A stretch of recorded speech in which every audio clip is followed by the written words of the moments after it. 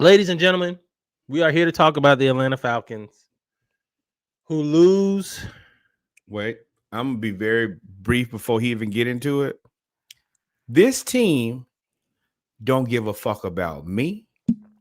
This team don't give a fuck about Reggie. This team don't give a fuck about not now fan that goes out. Them people who, oh Lord, who went to Berlin and spent their good hard-earned money in this tough ass economy to watch them play like clowns there, then come on back, watch us lose to the Carolina Panthers, get swept. Bryce Young Brady is what I call him. They don't care about us. And I'm about to give this all back to Reggie. I'm gonna put myself on mute. I'm gonna try to make it through this White Russian cut water, and I'm about to sit. But I'm gonna tell you, it's very simple to me. I watched this game. There was only one thing I was looking for to see if they respected me. Were they in the pistol? They were still in the pistol. If you're gonna be in the pistol, that means you don't care about winning. You're not even attempting to win because you're not putting the quarterback in the right position to be successful. You're not putting the team in the right position to be successful. Now, you can have the rest of my time. I will be over here sipping because I'm not finna let nobody stress me out who don't give a fuck about me. I'm on mute. Cue the emotion. Cue the waiting to exhale. Not gonna cry. So we lost to Carolina, 30-27. Another game where we had the lead going into the fourth quarter. Another game where we had third down failures. Another game where we had questionable coaching decisions. Another game of us not using Tyler Algier after he just ran over the Panthers defense for like 4 plays.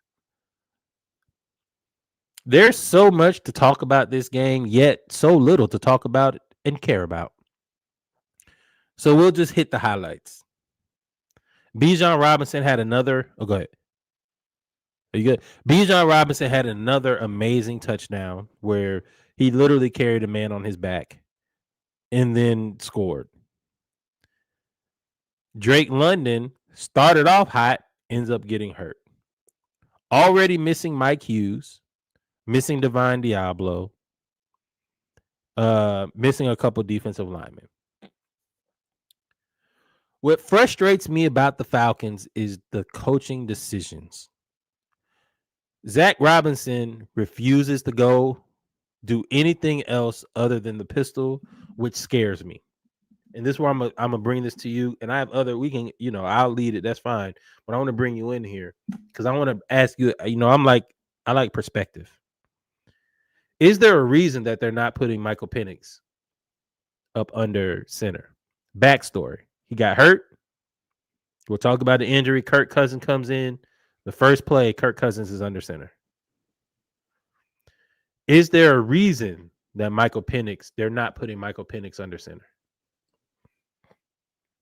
I don't care, Reggie. No analysis. Okay.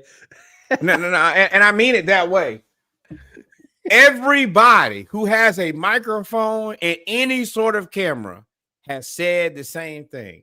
People who are fans of our team has said the same thing. People who are not fans of our team have said the same thing. And it's to a point where it's not even like he gets any place under center. It's always in the pistol. And he's never a threat to run the ball. That doesn't make sense. And if I continuously see a person do something that doesn't make sense, I must absolve myself from that. Because I feel like I'm getting stupider and I feel like nobody else sees this, but everybody sees it because we see it all over the and that's the part that's the most disheartening lately is the fan base is dejected. Like if there wasn't so much promise between Drake London looking like a top 10 wide receiver, Bijan looking like a future MVP, and Michael Penix, when given opportunity to throw the ball down the field, look confident. The pass rush has had more sacks than it's had in recent years. I feel very confident that I know everybody has a million jokes about us not having a first-round draft pick. I don't know if they've looked at the first round next year. I still want James Pierce Jr. and Jalen Walker, without a shadow of a doubt. Yes, but we need offensive line. So it's not about are you going to get somebody better than them at edge? It's could you add somebody to who could you have added with this pick now? No. But you don't think about that in the moment, though, when you make that trade. We have had a problem with getting sacks and the edge for too damn long. And that was the pressure, is we cannot do this. We've never done this. So what did they do? They doubled down, and I think they got two guys that should be Atlanta Falcons for a very long time. I'm not going to come back and Monday morning quarterback. They do Monday night. Yes, because people play on Monday night, like Monday Night Football. I'm not going to Monday morning quarterback that decision. I think that was a great decision to make. If you look in this draft, I think that both of those guys are guys. I'm happy with them. And we got them a year early. So now they're developed. So I don't see any regret there. Do you have to probably figure something else out? Sure. But I'm not going. That was the right decision to make. And I'm still very confident. My thing is coaching. There are certain things that I would like from Terry that I haven't seen that make me question him. But I'm gonna get to Terry. Yeah. Raheem is inexcusable. There is nothing. Period. Yeah, there is no waffling. There is no, and he knows he's gonna go. And I think that we should go ahead and pull the plug. But also, I was about to ask you. Hold on. Before you go, I'm sorry to interrupt. I just want to jump in. I was going because that's a point I wanted to ask you about. It seems like the way that Zach Robinson and Raheem are coaching, it's like they were informed that they're going to be relieved of their duties at the end of the season. Yeah, like the whole Michael Penix thing with nobody coming talking to me. Why everybody said not everybody, a lot of people said that was overblown. I watched the game. He wasn't doing well, and he was on the bench, and nobody was there. The whole bench was empty. Like, you normally see an offensive coordinator, a quarterback's coach, a head coach if he's your star player. All of those guys normally will go. Somebody will go talk to him. Reggie. They just left him on the bench, even after he got hurt. They just. What do I say about the Cleveland Browns and the Saints and the Jets?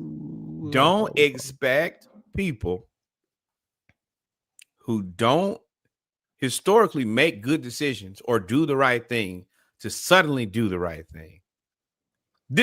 My team is no different. I didn't think that Raheem was going to make the right decision. I don't think that the right decision, the first thing he did was when he fired the wide receivers coach. What did that do for you? I kill you out here laughing at y'all too. He fired me for what? To look the same. Right. You got Zach Robinson out of the booth for what? That was supposed to be the answer. Everything is bullshit. All you're doing is moving. You're looking busy. You know, when you try not to get in trouble with your parents, so you just be in the house doing something. That is what Raheem is doing. Not on Sundays. He don't do nothing. I watched it again. I watched the whole game. I made sure I watched every clip of him. And Reggie, I told you at the beginning of the season, I'm not exactly sure what Raheem does well. He was supposed to be a people connector, but we don't look very connected. And you know who looks the least connected? He's the offensive coordinator and the quarterback. But now everybody heard Drake. Take the rest of the season off, bro. Drake London, PCL, Michael Penix Jr., PCL strain, Michael Penix. So they're calling it. There's an ACL sprain, which is a slight tear. That's what a sprain is, a slight tear. There's a full tear, and then there's like the middle, and he's like in the middle. He's got a partial tear of his ACL, which means they're basically gonna shut him down for the season and hopefully get him back for training camp. So Michael Penix is hurt. Drake London is hurt. Darnell Mooney hurt, kind of. We'll talk about that. Mike Hughes hurt. Divine Diablo hurt. It was a tough day. And yes, but I want to focus back on what you just said about coaching with Raheem and Zach Robinson. There's one person that I have to call out here. And we've bigged you up the whole time since you got hired here. Jeff Ulbrich, you got your ass toasted. You got your ass toasted on Sunday. First off, I need to know, and somebody in the chat or hit us in the DM when y'all see the reel. Was Kobe Bryant hurt? Kobe Bryant, the fan favorite, the undrafted free agent who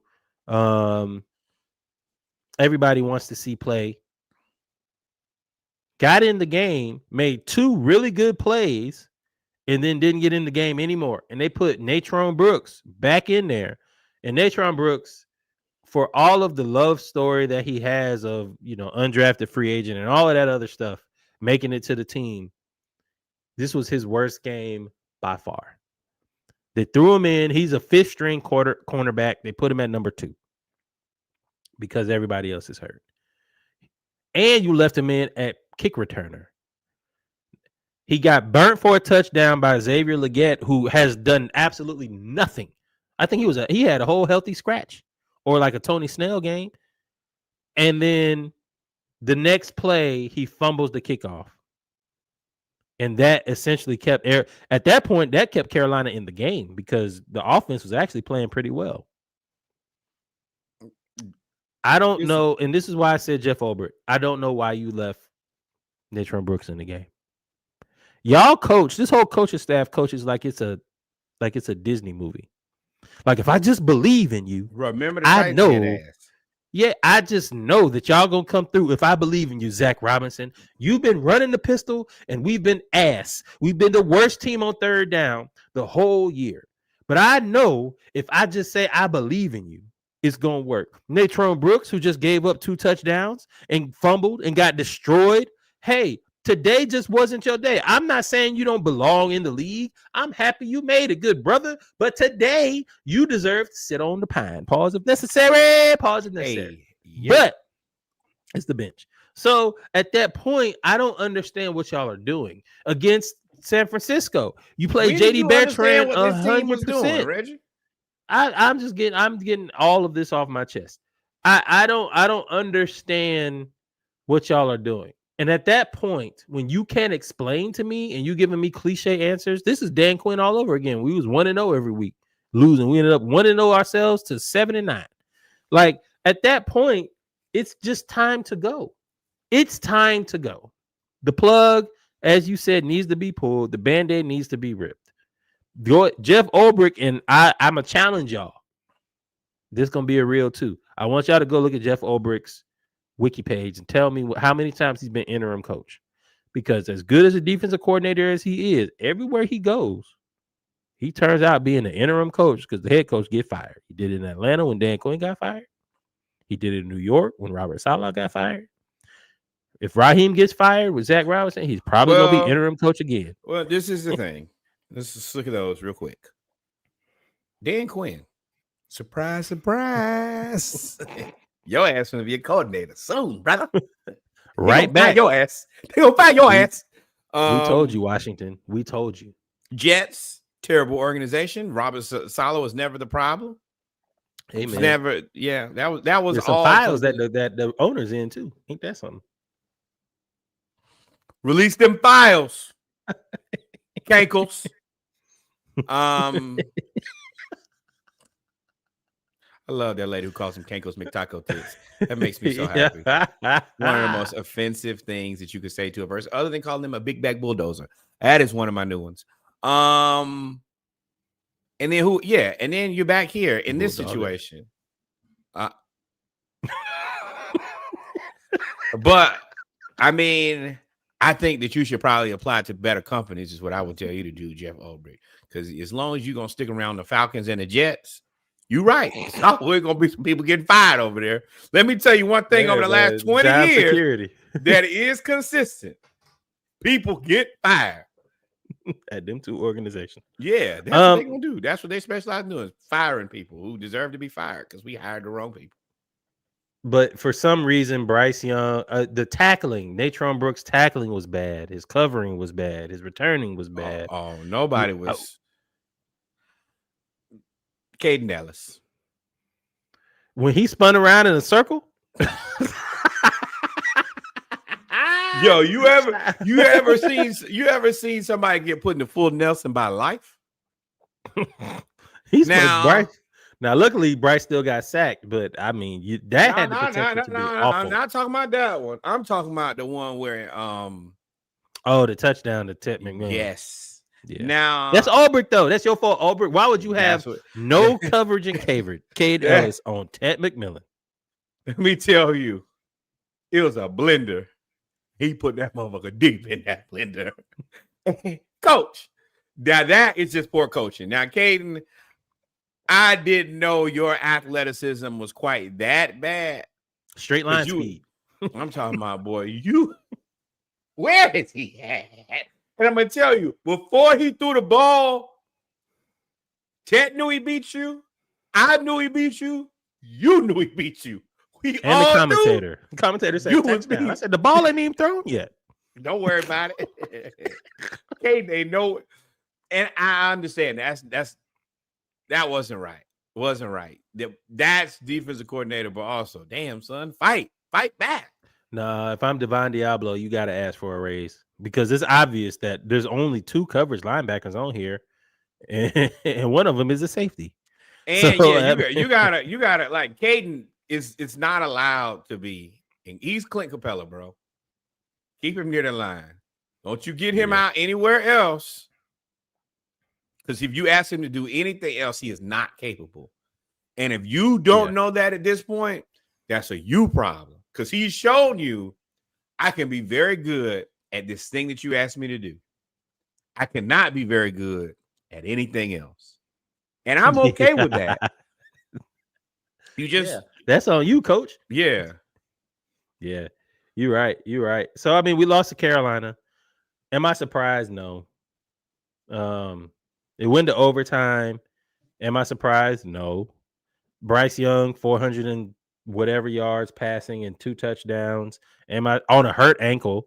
Am I surprised? No. The defense did play well against the run. Rico Dowdell didn't do much. But they just beat us with tight ends. This is the thing about being the Falcons fan. Like, at least the Cleveland Browns know. What's the truth here? Yes. The Cleveland Browns know this season is over. Next season is over. Probably the one after that is over. I don't even have to fix my mind to consider, oh, man, maybe we can win some games. The Falcons, we lose by 3 points every time. We love a 3-point loss. It's like it's like different 3 or less. It's like the under every time. We want to get you right there, and I will say the fan base is genuinely demoralized at this point. Yeah, because Raheem got to go. It's because you look at the roster, and Bijan still looks like the most difficult person to tackle in the NFL in open space, and every week. He embarrasses at minimum 4 humans who are NFL football players. Just can't even touch him. Not like, oh, he ran me over. He caught me with a stiff arm. Bro, I went to tackle him and there was no one there. Or no one. I thought he was going to juke me and he ran me over. No. That's a whole different thing. I'm specifically speaking to the times where you're a professional football player. Your job is to tackle humans. And the majority of these people do a pretty damn good job of it. So you get to Bijan and you're in open field and it's me, Bijan, and grass. and it ends up being me and Grash and Bijan still running. Yeah. Yeah. I mean, there's a lot of parts here, which brings me to this Terry Fontenot thing. So, got a lot to say, and really not a lot to say. I said Terry Fontenot should be retained. I never really got a chance to speak on why. So here's why I feel like Terry Fontenot at the time. It's very important that y'all understand. I say at the time, deserved to be retained. Or I think there's a case for him to be retained. Most GMs are allowed to hire their own coaches. Terry Fontenot was hired with the coach, Arthur Smith. So that wasn't his guy, number one. Number two, his first coach is Raheem. Most GMs get a chance to hire two coaches. The one that you normally come in with, and then the person that you replace him with if it doesn't work. That's why I think one of the reasons I was like, well, he still should deserve another hire. He's put together a really good roster. He's put together Drake London, Bijan Robinson. I believe Michael Penix is an NFL quarterback. But you Jalen also Walker, brought in Kirk Cousins, James Jalen Pierce. Walker, James Pierce, Xavier Watts, Billy Bowman, Brandon Dorless, Ruka Ro'oro. Like you can Zach keep Harrison. going. These, I think that we're going Zach to keep Harrison. We're going to keep a lot of these guys that we were. This year was the test year for a lot of these guys. I think that a lot of these guys deserve to come back. I like Matthew the Bergeron. roster. Yes. Yeah. Which Matthew Bergeron. which was a big risk on a Syracuse lineman that was Canadian.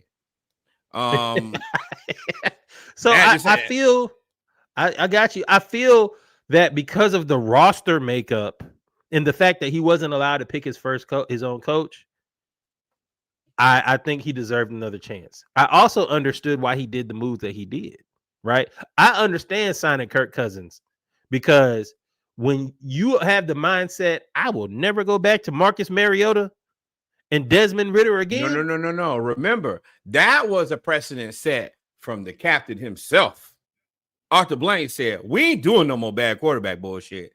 That's dead. And Taylor Heineke. And y'all forgot the Beer Man started a few games too. Right. I think he should have started more games. And when they said, I think out of those three guys, he was the best. He was the best. Yeah. But I mean, he's still. I also get you traded for Ridder. Ridder looked good at Cincy.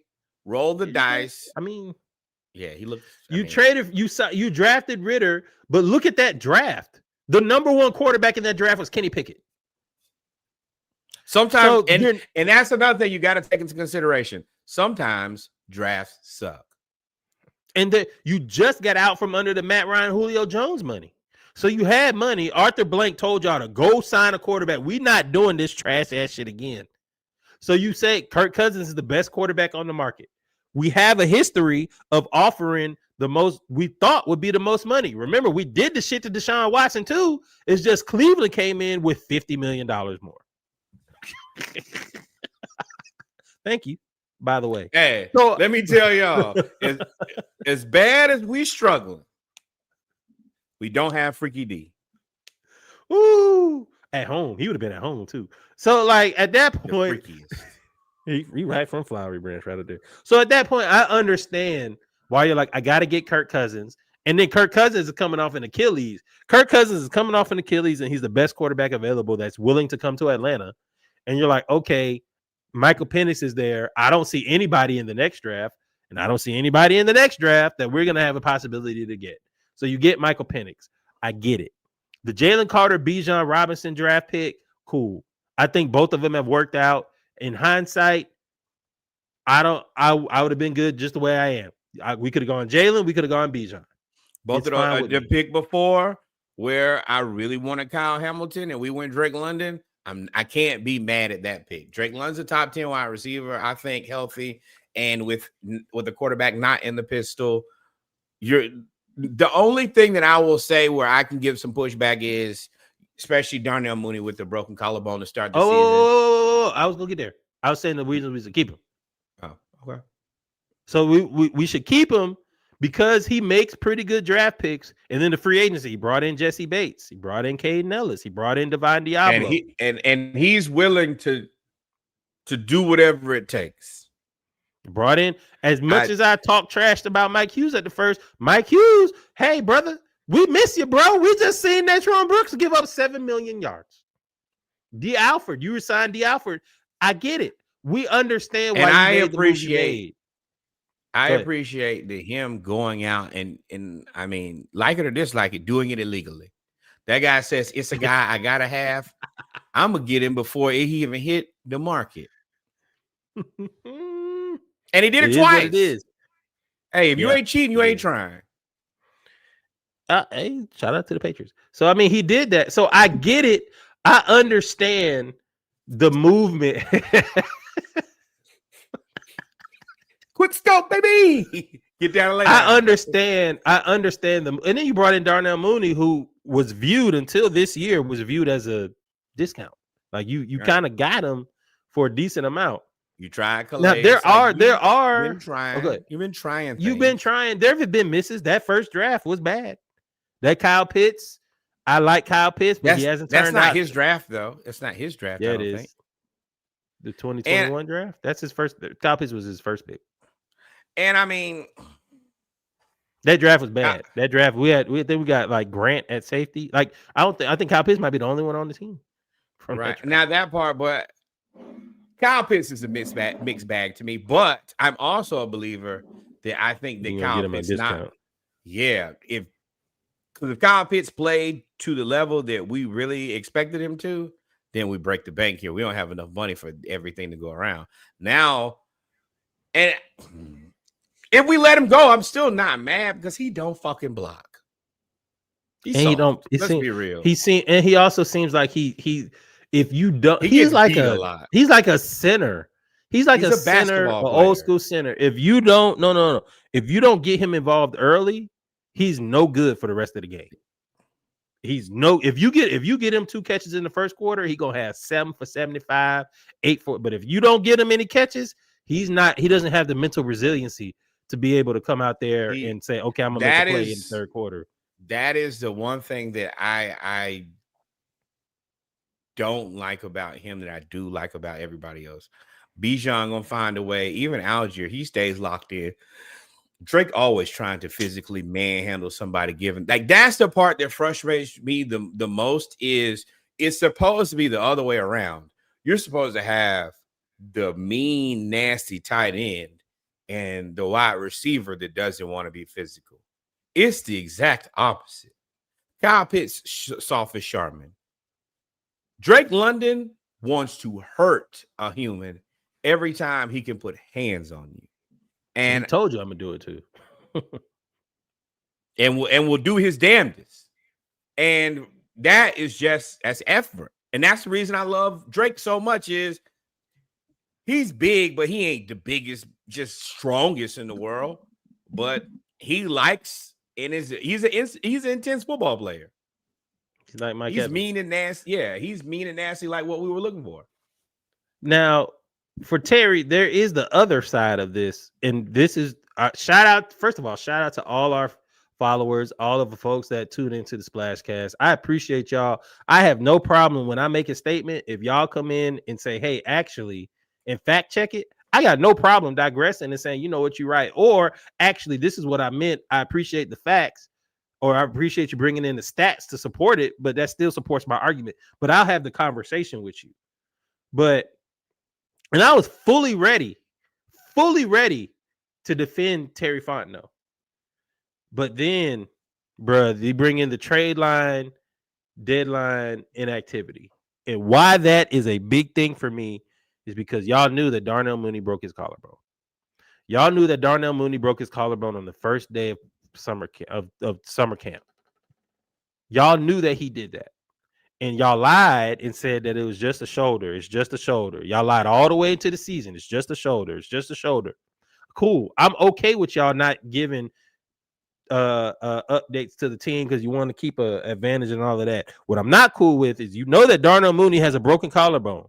You beefing with Ray McLeod and you getting rid of him and you make no moves at the trade deadline. Not one. You working with David Sills. That's the Nick only one we've Nash. seen. No, he hasn't played. Right. But Nick I'm Nash, saying, I would love to see Nick Nash. You said you're going to rock with the guys that you with. Luckily, this point of me saying that we need to stop the run has kind of fizzled out a little bit after the Christian McCaffrey game, but I still think you need a run-stopping defensive tackle. You didn't make any moves. and That Asante is Samuel was egregious. available. Let him get signed. Just not putting forth the effort. And that's And disappointing. everywhere that you did not make a sick sign, you did not sign anybody to come in and compete behind Mike Hughes for the backup cornerback. You did, even though you did have D Alford, but he's better at nickel, and everybody knows it. What You happened did not to old boy sign from Utah? He just been silent this year. Clark Phillips. He's hurt. He got hurt. I think he's on IR. So then you did not sign a run-stopping defensive tackle, which when you play good offensive coordinators, college or pro, once they figure out that scab, they're going to keep pressing that scab, right? And now Darnell Mooney's hurt with a broken collarbone that only y'all know about, and y'all decide not to make any moves. That's egregious. I can't defend that. I can't come out there and say you deserve to keep your job when you make those type of decisions. I can't defend that. And no trade, because also remember, Drake London, bad collarbone too. So now that's the reason I don't want Penix to play anymore. Once Mooney went down with a collarbone and Drake went down with a collarbone and you didn't decide to make any moves, you're basically saying, hey, Michael Penix, go win this at best with an injured receiver, at worst with no receivers. And Bijan. And not run Tyler Algier. Like, the GM's job is to give you the pieces so that you can put the puzzle together so that you can figure out a way to win. Raheem obviously isn't the guy to put the pieces of the puzzle. Him nor Zach Robinson. At that point, you have decisions that you have to make. That's why I said this shit look rinky-dink. Because you have decisions that you have to make. And again, until last Thursday when the whole thing with Mooney came out, I was here to argue with you. For you. But I can't address that. I can't address that. And also, I hate to say it, and I don't know if the NFL gonna hit y'all for it, but y'all in this injury reporting is low integrity. I don't have no other way to say it. Nah. Sort of, yeah. Other teams do it all the time, though. That's the only reason I have no problem with it. We get caught. I don't care about cheating. I care about why we always get caught. Mm-hmm. But we're not good at cheating, to be very honest. Remember, we got caught pumping the sound into the stadium. We might need to follow the rules. We got caught. They caught us when we did with the Kirk Cup. We get caught too much. We cheat and not you're winning. not wrong. That'd be something my dad say, damn son, you cheating and you can't win. Cheating and losing. And before we go, because we're gonna go back to these NFL games, I gotta address this old dude. Gorilla Sports Talk, I think is his name. I would never give that man any. No, that's fine. I edited it out, but that's fine. I'll edit out his name. He a sucker anyway. I said Terry Fontenot deserved another chance. He said, you could tell somebody ain't from the city, ain't from Atlanta. And I'm like, damn, how can you tell that? That's interesting. I invite all of the smoke when it comes to debating sports. I have no problem. I don't really like disrespect though. Bro, you 50.